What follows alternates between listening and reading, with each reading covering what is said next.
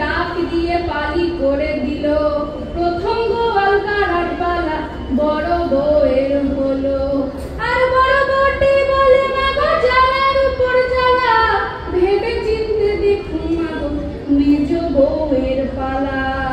তাই মেজ বউ সেজ বউ চাল ধুতে যায়, ভিজে চাল পেয়ে বউ খাবল ৫-৬ খায়। আর একটি বউ থাকে কপাটের আড়ে, লাভ দিয়ে পরে বউ বড় ভাসুরের ধারে। আর একটি বউ থাকে মালার ঘরের তুলা, গোয়াল কারা নাম শুনে বউ গায়ে মাখে ধুলা।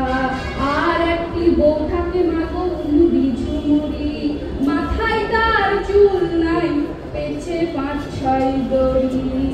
রং ঢং সেজে বউ গোয়ালে দিলে পা, খিচি গোবর দেখে শুনে কপালে মারে খা।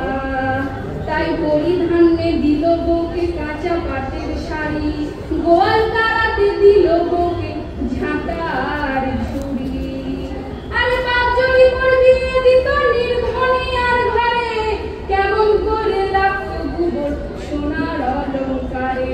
তাই সুবুদ্ধি ছাড়িয়া বউটি কুবুদ্ধি ধরিল, ধরিয়া ঝাঁটার বাড়ি গরুকে মারিল। আর ভালোই হলো ঘুচে গেল নবলক্ষ্মীর পালন, ২ বেলা গোয়াল কারা বিষয় জঞ্জাল।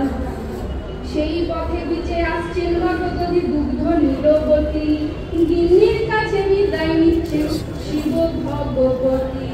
আর তোমাদের ছোট বউ অনবর নাগর, মেরেছে ঝাঁটার বাড়ি ভেঙেছে পাঁজর। চলো চলো মা কপিলা বাড়ি ফিরে চলো, তোমাদের সাক্ষাতে বউকে নর বলি দেব। হাতের 10টি আঙুল নিয়ে শরীরে বানালো, হাঁটুর মালুই চাকি নিয়ে প্রদীপ বানালো। নাপিত ডাকিয়া বউয়ের কেশ মুড়াইল, ব্রাহ্মণ ডাকিয়া বউকে নর বলি দিল। আর ৭ দিন ৭ রাত গোয়ালে বসে ধূপ ধুনো দিল, তবে নাকি নবলক্ষ্মীর বাড়ি ফিরে এলো।